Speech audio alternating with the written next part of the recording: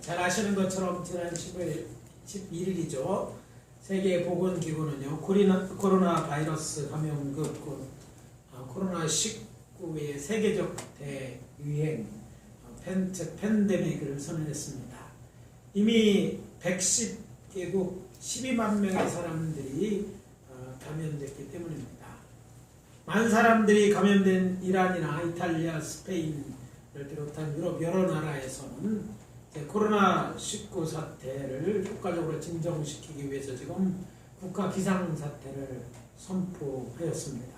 또 미국의 트럼프 대통령도 국가 비상사태를 선포하였습니다.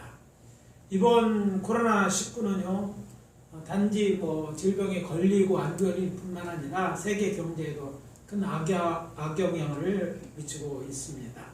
이미 항공과 관광 산업은 직격탄을 맞았고 주가가 폭락함에 따라 전 세계의 금융시장이 지금 출렁이고 있습니다. 점차 무역에도 타격을 줄 것이기 때문에 1929년 세계 대공황이 있었는데 그때를 떠올릴 만큼 세계 경제가 이제 뿌리째 흔들리고 있습니다. 우리나라도 이미 급격한 소비 위축과 이동 제한으로 인해서 소상공인들은 어려움을 호소하고 있습니다. 앞으로가 더 걱정이죠. 내수경기의 급속한 침체, 또 수출 부진으로 인하여 수많은 중소기업이 부도 위기에 내몰릴 것이고 대기업들도 큰 어려움에 직면할 것입니다.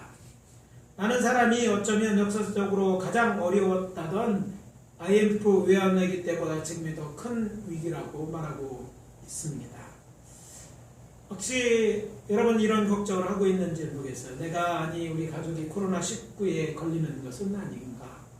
또 코로나 사태로 내 직장이나 사업에 큰 어려움이 닥치는 것은 아닌가? 또 우리 주변에서 일어나고 있는 여러 가지 어려운 상황, 불확실한 미래에 대한 두려움, 또 걱정, 그리고 질병이라든지 가정이나 직장의 문제로 인하여 불안해하거나 고통당하는 우리에게 하나님은 무슨 말씀을 하실 것인가? 기도하는 가운데 이번 주에 주신 말씀은 이런 것입니다. 하나님의 사람들에게 고난은 하나님께서 우리에게 보내신 명품 인생으로의 초청장이다 하는 것이었어요. 저는 이 말씀이 이 고난의 때를 이제 통과하고 있는 우리들에게 위로가 될 줄 믿습니다. 음악에 대해서 별 관심 없는 분들도 계시겠지만 혹시 아시는지 모르겠어요. 현존하는 3대 명품 관현악기가 무엇인지 아시는지 모르겠어요.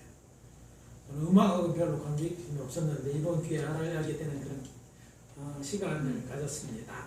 1777년산 스트라디바리우스 바이올린이라고 또 하나는 그거고 또 하나는 1731년산 또 스트라디바리우스 첼로 또 1741년산 과르네리 델 제수 바이올린을 꼽는다고 합니다.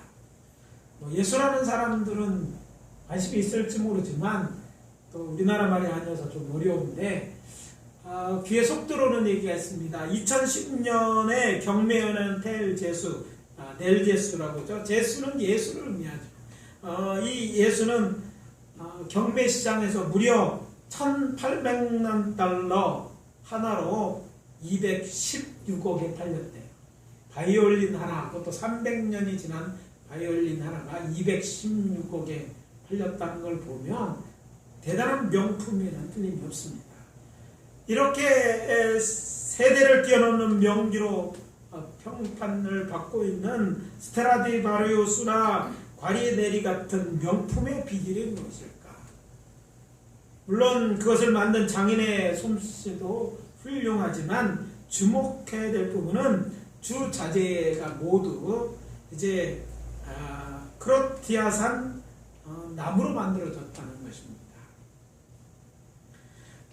바이올린 앞판 이번에 공부하게 됐는데 앞판은 가뭄빛 나무로 만들고 뒷판은 이제 단풍나무로 만들어졌는데 이 나무들이 다 크로아티아라는 이런 데서 나온 제목을 가지고 만들었다는 거예요. 중요한 거는 시기입니다. 이 악기들이 제작될 당시에 유럽은 소빙하기여서 예년보다 더 아주 추운 때를 지나고 있었는데 북쪽에 있는 크로아티아는 더 유럽보다 추웠다고 얘기합니다. 그래서 악기들이 나무들이 날이 추우면 어떻게 됩니까? 나무들이 잘 자라지 못하죠. 그래서 나이테가 촘촘하게 됩니다.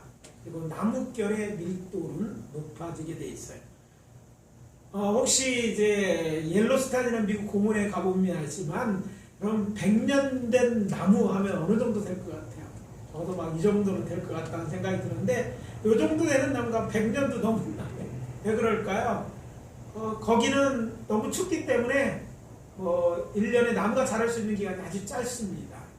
그래서 옐로스톤 공원이 1년에 3개월만 여름에 여는 걸 보고 알 수 있어요. 너무 추운 데죠. 그래서 나무들이 못 자라니까 나이테가 쫌쫌하게 되고 그 안에 밀도가 좀 더 높아진다는데 크로아티아에서 나는 나물들이 당시 그랬다는 것이죠. 그래서 어떻게 됩니까? 소리의 스펙트럼이 균일하고 음정 변화가 거의 없는, 그래서 다른 악기와 구별되는 깊은 울림이 그것에서 난다는 것이었죠. 이 울림의 연주를 듣는 이들의 마음을 파고들어서 짙은 감동을 주는 것입니다. 이처럼 고난이라는 열악한 환경을 견뎌낸 그리스도인들은 명품 인생이 되는 거예요. 그러면 신앙, 고난이 없이 잘 자랄 것 같지만 사실 어려움이 이길 수 있는 것이 아니죠. 여러분이 멋있는 나무라는 게 어떤 나무일까요? 제가 이제 취미로 분재를 좀 이렇게 가끔가다 하고 있어요. 저는 자주 안 하지만 어떤 예전에 저희 교회는 권사님이 그 나무 좀 자꾸 구부려 놓지 말라고, 왜 그 나무들을 힘들게 하느냐고. 근데요, 나무를 그냥 놔면 가치가 떨어져요. 이렇게 구부려 들고 막 어렵게 하고 잘 안 자라고 그러면 어떻게 돼요? 가치가 달라요. 키가 크다고 가치 있는 게 아니에요. 폼이 중요해요. 이렇게 힘이 있고 여러 군데 이렇게 어려운데 나뭇잎도 잘 거기에 이렇게 생명력을 보일 때 그 나무의 가치를 그냥보다 훨씬 더 높은 가치의 나무가 되는 것처럼 우리 인생 평탄하게 자라면 그 인생이 명품일 것 같지만 사실 명품의 인생이라는 것은 어려움 가운데서도 그 신앙을 지키고 그 안에 그 나름대로 것을 탈 때 이럴 때 그 멋이 있는 인생이 되어지는 것입니다. 근데 이 어려움, 누가 고난을 좋아하는 사람이 있겠습니까? 근데 이 어려움이 우리에게 닥쳤을 때 이 가운데 우리가 그렇게 이걸 잘 열악한 환경 속에도 우리의 신앙을 지키고 멋있는 삶을 산다면 명품 인생이 될 수 있는 거예요. 따라서 오늘의 어려움은요, 고난이란 어려움은 우리로 이제 명품의 인생으로 하나님이 초청하고 계신 대로 믿는 믿음이 있었으면 좋겠습니다. 그러면 고난 가운데 왜 명품 인생이 되어지는가? 첫째, 순금같이 성결한 삶을 살기 때문입니다. 그래서 오늘 이 말씀을 통해서 들어야 되는 메시지는요, 순금같이 성결한 삶을 살라는 거예요. 일반적으로 신앙의 경륜이 짧은 신자들이 가지고 있는 오해 중 하나는요, 하나님을 잘 믿는 자들에게는 환난이나 고난이 없을 것이라고 믿는 것입니다. 심지어는요, 제가 어릴 때 보면요, 우리 초신자들이 전도할 때 보면 부도수표를 많이 끌어요. 예수 믿으면 직장도 달리고 딸도 다 잘 돼. 복 받는다가 복 받는 거 봤는데 부도수표던데 저건. 이런 생각이 들 수 있어요. 하나님은 좋으신 분이기 때문에 그렇게 해주실 것이라고 믿는 것입니다. 믿는 거 나쁜 일은 아니지만 또 우리가 믿고 섬기는 하나님이 좋은 분임에는 틀림이 맞지만 하나님을 잘 믿으면 세상에서 환난이나 고난을 겪지 않는다는 말은 참이 아닙니다. 죄 없으신 성자 하나님이신 예수님도 고난을 당하셨습니다. 그리고 그의 사랑하는 제자들도, 그리고 초대교회 대부분의 성도는 고난을 겪으며 신앙생활을 하였고 그 중에는 순교한 사람들도 있습니다. 예수 믿으면 잘 되기도 하지만 예수 믿는 것 때문에 안 당해야 될 고난도 당하는 것이 신앙생활이라는 거예요. 그렇다고 의인들이 고난 속에서 고생하고 근심하는 것이 하나님의 본심입니까? 아닙니다. 예레미야가 3장 30절의 말씀입니다. 주께서 인생으로 고생하게 하시며 근심하게 하시는 본심은 아니시로다. 하나님의 본심은 아니지만 하나님은 때로 우리로 고난 가운데로 인도하신다는 것이죠. 그렇다면 왜 하나님은 우리 인생들로 고난의 길을 걷게 하시는 것일까요? 고난을 통해서요, 하나님의 뜻, 곧 하나님의 말씀을 깨달아 알게 하기 위함이기도 하고, 또 잘못된 길에서 돌이키게 하시려고 고난을 주시기도 하시고, 또 저들의 믿음을 훈련시키기 위하여서 고난을 주시기도 합니다. 그래서 결국 사람들로 하나님 앞에서 성결한 자로 이제 서서 하나님을 경배할 수 있게 하기 위해서입니다. 여러분, 성경 중에서 장절로 볼 때에 성경에서 가장 긴 장이 어떤 성경의 몇 장이에요? 시편 119편 굉장히 길어요. 119편도 길지만 세 자릿수잖아요. 119편도 길어요. 이 119편 이 중에서 71절, 72절의 말 보면 이 시편 119편의 저자의 고백이 나옵니다. 고난당하는 것이 내게 유익이라, 이로 말미암아 내가 주의 율례를 배우게 되었도다. 주의 입의 율법이 내게는 천천 금은보다 좋으니이다. 고난당하는 것이 무엇이라고요? 내게 유익이다. 너가 유익하느냐? 고난이 내게 하나님의 복들을 알게 해주기 때문에 유익했다라고 하는 것입니다. 하나님이 허락하시는 고난은 우리로 하나님의 뜻을 깨달아 알게 해줍니다. 또 하나님의 자녀로서 어떻게 살아가야 하는지도 알려줍니다. 여호와 하나님께서 밝히신 출애굽한 이스라엘 자손을 광야길로 인도하여 걷게 하신 이유를 통하여 볼 때 이런 사실들은 더욱 분명해집니다. 오늘 우리 함께 봉독한 신명기 8장 2절 3절의 말씀입니다. 내 하나님 여호와께서 이 40년 동안에 내게 광야길을 걷게 하신 것을 기억하라. 이는 너를 낮추시며 너를 시험하사 내 마음이 어떠한지 그 명령을 지키는지 지키지 않는지 알려 하심이라. 너를 낮추시며 너를 줄이게 하시며 또 너도 알지 못하며 내 조상들도 알지 못하던 만나를 내게 먹이신 것은 사람이 떡으로만 사는 것이 아니요 여호와 입에서 나오는 모든 말씀으로 사는 줄 내가 알게 하려 하시니라. 하나님 이것을 알게 하려고 너희를 평탄한 길로 인도하지 않고 광야길로 인도했다. 너희들을 40년 동안 광야로 내가 인도해서 너희들을 먹이시고 너희를 낮추게 하고 하나님 말씀을 깨달아 알도록 하셨다. 이렇게 말씀하고 있는 것입니다. 또 신자들의 신앙은요, 펄펄 끓는 용광로에서 불순물이 제거되고 순도가 높아지듯이 고난을 통해서 순금같이 순전하게 된다는 것입니다. 그래서 주님은 우리로 하여금 고난을 통과하게 하시는 거예요.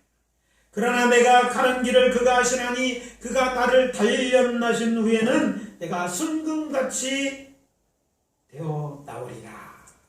옛날에 우리가 잘 외우던 근데 정금이라고 했는데 요즘 순금으로 다시 바뀌었어요. 정금같이 나오리라. 순금같이 나오리라. 금 빛나는 것이면 불순물에 이렇게 빛이 나지 않아요. 그런데 이 불순물을 제거하기 위해서는 그걸 뜨거운 용광로에 넣는 거예요. 그러면 정말 금과 금 아닌 것이 구별되고, 그래서 용광로에서 드러나는 이 불순물이 제거되기 때문에 순도만 점점 높아져 우리가 좋아하는, 안 좋아하는 것 같아요. 표정이 99.9%의 금괴가 되는 거예요. 그냥 되는 게 아니에요. 돌에서 금관을 캐냈다고 되는 게 아니에요. 거기 이미 많은 불순물이 있어서 그렇게 빛이 나거나 아름답지 않아요. 근데 그것을 어디에? 용광로에 넣게 돼서 그렇게 되면 불순물이 순금과 원래 순이 분리되고 그래서 순금을 모아서 이렇게 만드는 것처럼 하나님께서 우리를 고난이라는 용광로에 밀어넣으셔서 우리에게 하나님이 보시기에 거룩하지 않은 것, 싫어하는 것들이 제거되게 하는, 그것은 죄가 되겠죠. 허물이 이것들을 제거, 순전한 믿음을 갖게 하신다는 것이죠. 이 말씀은 욥기 23장 10절에 있는 말씀으로 친구 엘리바스가 자신은 까닭없이 고난당한다고 하고 주장하는 자신을 공박하는 말을 듣고 답답한 가운데 욥이 자신의 결백을 호소하며 하는 거예요. 내가 왜 고통을 당하는지 모르겠다는 거예요. 잘못한 일이 없는 것 같은데, 근데 하나님은 정말 고난 가운데 넣되 아주 어려운 가운데 넣었어요. 하루아침에 자녀들을 잃고 양들을 잃고 정말 병이 생기고 누구도 감당하기 어려운 어려운 가운데 있는 친구들은 그를 위로와서 그러죠. 처음에는 아무 말도 와서 위로가 됐는데 조금 지나니까 너 분명히 회개할 게 있다는 거, 너 뭐 잘못했지 회개하라는 거야. 근데 욥은 억울한 거예요. 근데 왜 하나님은 나를 이렇게 고난 가운데, 물론 우리가 아는 것처럼 사탄의 그의 믿음을 시험하기 위한 것도 있지만 그거를 통해서 욥은 어떻게 돼? 조금 더 이전보다 더 순도 높은 정말 하나님을 믿고 의지하는 그런 신앙으로 인정받지 않습니까? 그렇습니다. 고난을 통해서 우리의 신앙은 단련되어서 점점 하나님이 찾으시는 그런 순도 높은 순금 같은 신앙이 되는 것입니다. 그럼 왜 우리의 신앙이 순금 같아야 될 것인가요? 바로 이것은 우리의 미래에 우리가 하나님과 살아야 될 것이기 때문입니다. 언젠가 우리는 여호와 하나님 앞에 서야 왕같은 제사장들입니다. 문제는 하나님은 완벽하게 거룩하신 분인데 그 앞에 서려면, 그와 함께 살려면 우리가 어떻게, 하나님이 변하는 게 아니잖아요. 하나님은 완벽해. 그 앞에 우리는 순전해야 되기 때문입니다. 구약성경에 보면 하나님께 예배드리는 제사장들 중에서 대제사장이 있습니다. 제사장은요, 갖춰야 될 예복이 따로 있었어요. 그것을 입고 난 다음에 제일 마지막에 머리에 관을 썼으니, 관은께 배실을 꼰 관을 썼는데 관 위에 전면 이마에는요, 여호와께 성결이라 새겨진 순금으로 된 띠가 달려 있었습니다. 여호와 앞에 순결해. 하나님 앞에 감히 설 수 있는 자 누구입니까? 성결한, 여호와께 성결한 자만이 설 수 있어요. 지극히 거룩하신 하나님 앞에 서려면 우리가 거룩해야 되는데, 우리를 거룩하기 위하여 하나님 우리를 순금같이 되게 거룩하게도 만들어 가시는 과정이라는 거예요. 제 친구가 한미타월에 이사인데 지난번 필리핀에 우리 뭔가 수건을 보내는데 그런 얘기를 한다. 뭐 새거 볼렌표 있느냐, 거기 뭐 경제적 어려우면 비싼 거 말고 비품이 있대요. 불량품이라고 하지만 표 하나도 안 난대요. 흰색에 흰색 잉크가 떨어져도 이거 불량품이라고 그러더라고요. 그때 처음 알았어요. 완벽하지 않으면 불량품인데 값은 훨씬 저렴하더라고요. 그거 가서 인쇄 필리핀에 너무너무 좋아하면 값은 엄청 싼데, 우리가 볼 때는 다른 거도 비교할 수 없이 싼데 여기서 보면 불량품이라고 이제 분리된 거예요. 그래서 값이 싼 거죠. 원가 이해해야죠, 말하자면. 그 원인이 뭐냐? 거기에 뭔가 글자가 잘못됐다든지, 여기에 물가 있더니 이게 그냥 불량품으로 처리되는 거죠. 하나님 앞에 우리가 순전한 믿음으로 서지 않으면, 그렇지 않으면 설 수 없기 때문에 영원한 하나님과 살게 될 우리로서는요, 이렇게 순전한 신앙이 필요한 것입니다. 우리의 소원이 뭡니까? 언젠가 새하늘과 새 땅에서 하나님과 영원토록 사는 것이 우리의 소원이 아닙니까? 애인하고 영원토록 사는 게 소원이 사람도 있겠지만, 궁극적으로는 우리가 하나님과 사는 거예요. 이만희가 하나님으로 하나님처럼 믿는 거, 지금이 새천지로 믿는 사람들은 꿈도 못 꿀 얘기지만 성경은 언젠가 그런 날이 있을 거예요.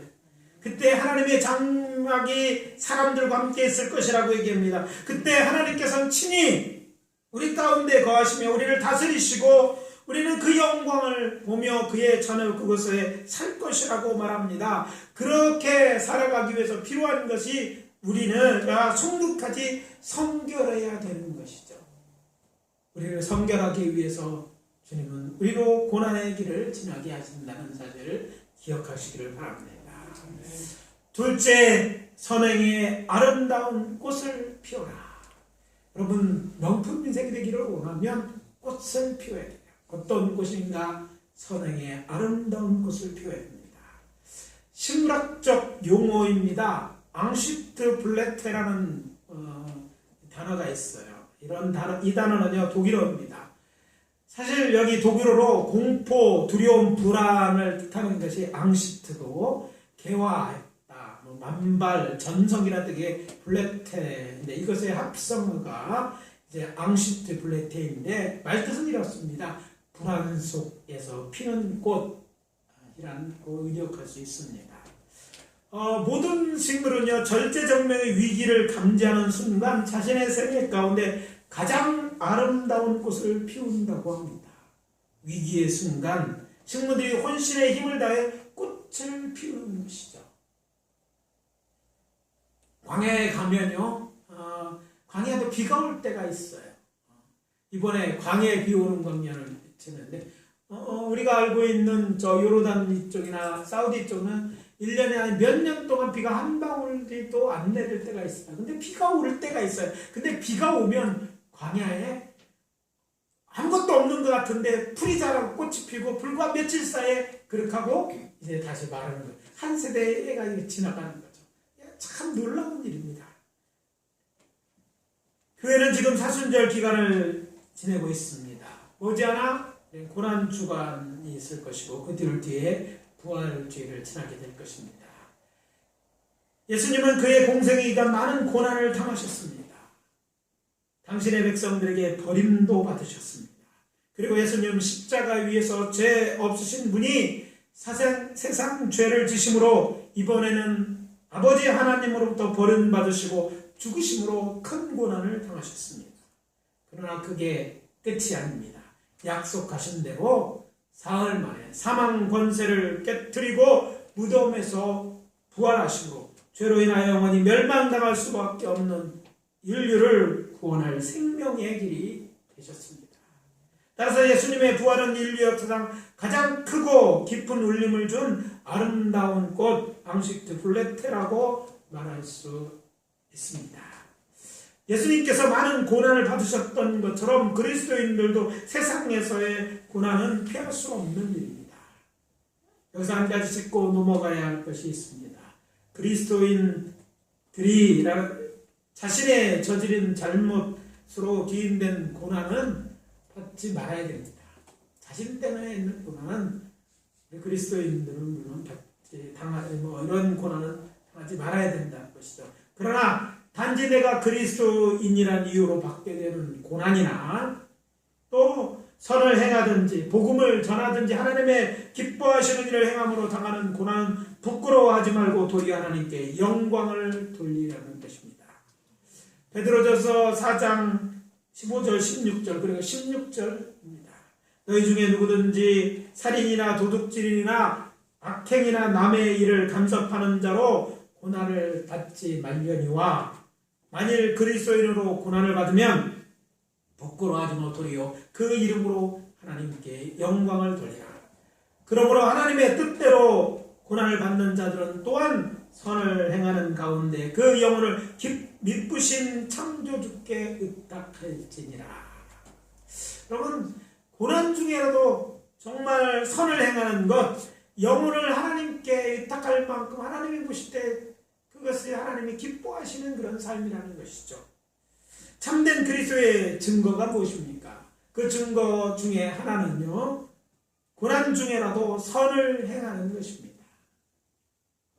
초대 예루살렘 교회의 특징에 대해 기록한 사도행전 2장 44절과 45절, 또 4장 34, 35절, 그리고 20장 35절을 보면 초대 그리스도인들은요, 당시에 병자들을 고치며 약한 자를 도와주고 가난한 자를 구제하고 과부들을 돌보는 것이었습니다.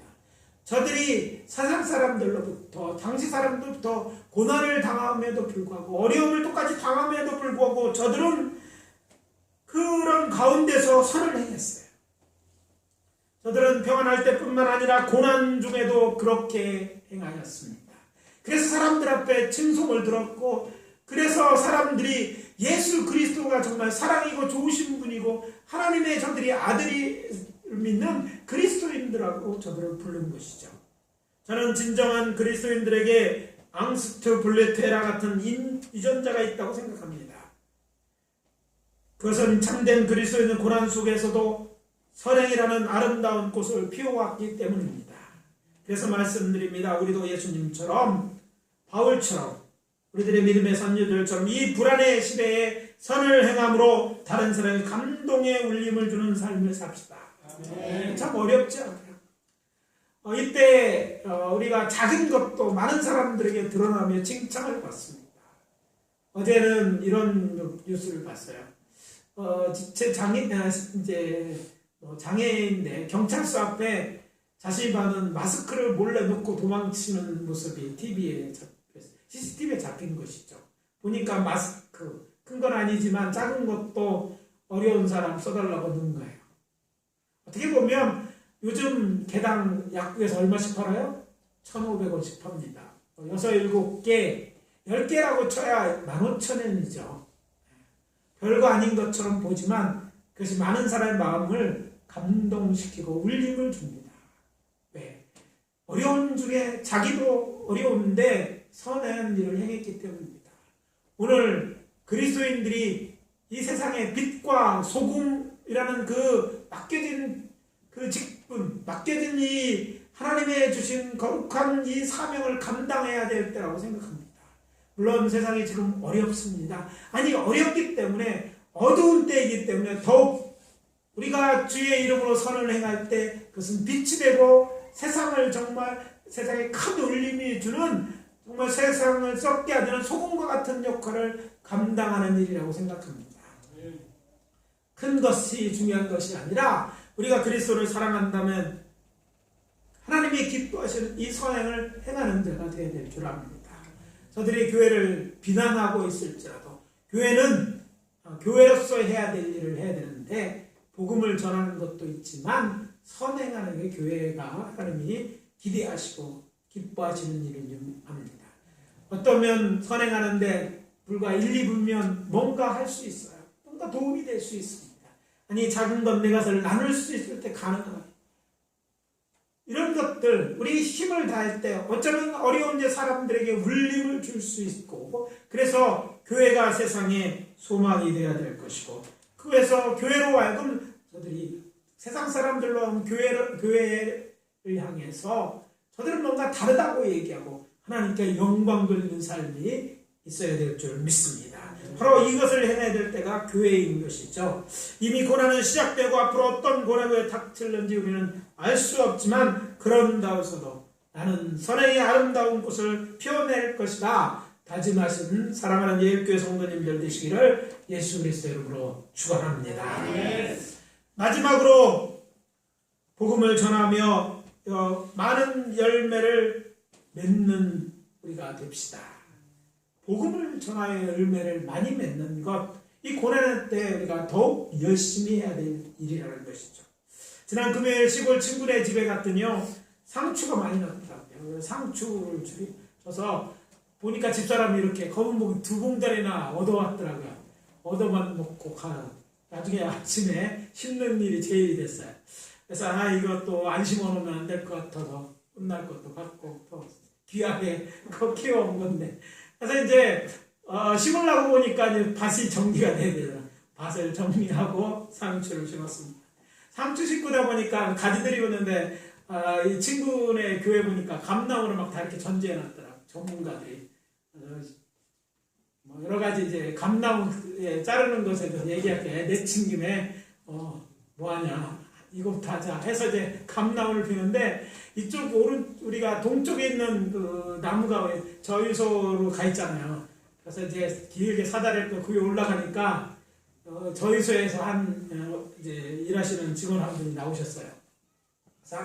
그러니까 감나무 옛날 분들 올라가면 참 찢어지면 다칠까봐 와서 그만하라고 하면서 감나무 열매 맺는 얘기를 이렇게 하게 됐어요. 근데 자신이 시골에서 자랐는데 그 시골 자랄 고향에서는요, 가을 되면 떡매로 상수리를 터갔다고 합니다. 떡매, 떡 치는 거 있잖아요. 그거 갖고 상수리를 막 두드린대요. 그러면 이제 상수리에 달린 게 떨어지는데, 그냥 털은 상수리하고요, 떡매를 이렇게 쳐서 막 쿵쿵 나무가 이제 울리겠죠. 그러면 이 상수리 나무가 위기의식을 느낀다는 거예요. 근데 이렇게 떡매를 친 상수리 나무 열매가 훨씬 많이 굵고 막 훨씬 많이 열매를 맺힌대요. 당시에는요, 이제 큰 나무들은 가서 이 떡매로 옆으로 이렇게 치면 상수리 많이 떨어져요. 옛날에 먹을 것이 없을 때니까 상수리 하루라도 더 먹기 위해서 그랬어요. 요즘은 하도 흔하다 보니까 못 죽게 하잖아요. 근데 요즘 가보면 그런 나무들 요즘 조금밖에 안 열면 평안할 때니까 열매를 안 맺는데요. 근데 예전에 그걸 막 그 떡매로 치면 거기 많은 열매가 맺었다고 얘기합니다. 교회사를 연구해보면 아이러니하게도 교회의 혁신과 부흥은요, 대개 교회가 어려움을 당할 때였음을 알 수 있습니다. 예수님이 고난당하 십자가 달려 돌아가시고 부활하신 후 예루살렘 교회가 크게 부흥했습니다. 고난이 있고 고난 가운데서 교회가 부흥한 거죠. 예수님의 제자들은 성령으로 세례받은 담대히 예루살렘에서 예수가 그리스도라고 말하고 예수의 부활을 전했어요. 자기 스승이 죽임을 당했는데 자기도 죽임당할 줄 알면서도, 붙잡히면 어려움을 당할 줄 알면서도 그렇게 한 것이죠. 이때 베드로가 설교했는데 하루에 몇 명이 예수 믿고 세례를 받았다고요? 3,000명이나 되는 사람들이 침례를 받고 예수의 제자. 하루에 3,000명씩이니까 교회가 얼마나 크게 부흥했겠어요. 크게 부흥했습니다. 근데 또 재미난 거는 교회가 막 부흥하게 되자 사람들이, 너무 부흥하는 사람들이 많아져서 교회들이요, 해야 될 일을 하지 않는데, 그것은 주님께서 예루살렘과 그 다음에 뭐예요? 온 유대와 사마리아와 땅끝까지 복음의 증인이 되는데, 그 누구도 복음을 들고 예루살렘 성 밖에 나가지 않는 거예요. 그런데 일이 일어났습니다. 이렇게 잘 나가던 교회가 이제 박해 아래에 처하게 됐습니다. 스데반이 돌에 맞아 순교하게 되고 박해가 시작됐어요. 그러니까 사람들이 이 박해를 피해서 어떻게 됩니까? 흩어지기 시작했어요. 그들이 어디로 흩어집니까? 온 유대로, 사마리아로, 그리고 퍼져나가는데 이때 놀라운 일이 일어났어요. 복음이 예루살렘 성에만 머물고 있던 복음이 온 유대로, 사마리아로, 그리고 시리아 안디옥으로, 아프리카의 알렉산드리아, 심지어는 로마에까지 전해진 거예요. 그래서 많은 곳에 그 흩어진 유대인들이 복음을 전하면 이제 교회의 부흥의 역사가 일어났던 거예요. 이런 일이 우리나라에도 일어났습니다. 일제 강점기 때 교회는요, 전국적으로 교회를 신사참배를 안 했다고 핍박하고 어려움 줬고, 또 3.1 운동의 주도자로 물려가지고 교회가 어려움 당했는데, 놀랍게도요, 교회의 생명은 이 어려운 때 더욱더 빛을, 많은 교회들이 세워지고 예수님이 늘어졌습니다. 이때가 전부가 아니죠. 또 이어나서 겨우 해방됐으니 무슨 일이 했습니까? 북한 공산주의자들이 내려오고서 교회도 문을 닫거나 또 순교하는 자들이 많이 됐어요. 이런 큰 피해를 입고 이런 가중에 한국교회가 어떻게 됐습니까? 더욱 견고해졌어요. 전쟁이 끝났습니다. 그게 전부 전쟁 끝나고 나니까 정말 어려운 나라에 더 어렵게 됐죠.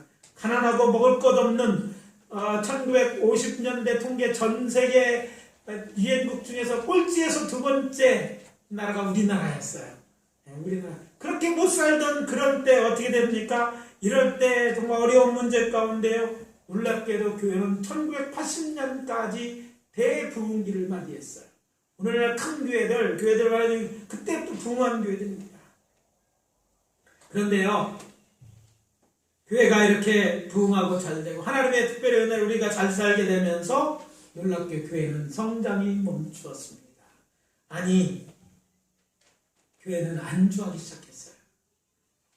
교회마다 젊은이들과 어린이들이 보이지 않게 되었습니다. 이게 오늘날 한국교회입니다. 이런 가운데 우리나라를 비롯한 전 세계에 코로나19의 사태가 터졌습니다. 사람들이 이제 죽음에 대해서 생각하게 되었습니다. 또 교회는요, 우리 신앙에 대해서 생각했습니다. 우리의 믿음과 소명에 대해서 다시 생각할 기회를 주고 있습니다. 당연한 듯 보이는 주일에 예배 드리는 것마저 사람들이 뭐라고 하는 때 우리가 마스크 쓰고 예배 드리는 거예요. 생전에 세상에 이런 일이 있을지도 없어서 이제 생긴 일, 이제 해보지 않는 일을 예배를 드리는 거예요. 어제는 동안교회가 수련회 갔다 와갖고 사람들에게 욕을 얻어먹습니다. 제가 생각해도 지혜롭지 못했던 거야. 이 시대에 이럴 때 뭐 수련회까지 가? 어떻게 생각하면 기회도 있기도 하지만 사실 우리가 교회에서 수련회 당연한 일 같은데 그것조차 하지 못하게 되고 눈치 봐야 되고 잘못하면 교회와 시민들 앞에 사죄해야 할 그런 때를 우리가 당하고 있습니다. 그러면 이럴 때 우리는 어떻게 됩니까? 우리가 해야 되는 하지 않고 있던 것, 우리 자신들을 돌아보고 정말 우리 속에 잠재는 생존의 본능을 흔들어 깨워야 될 뿐 아니라 교회로 구령의 열정을 회복시키는 교회로 삼아야 될 줄 믿습니다.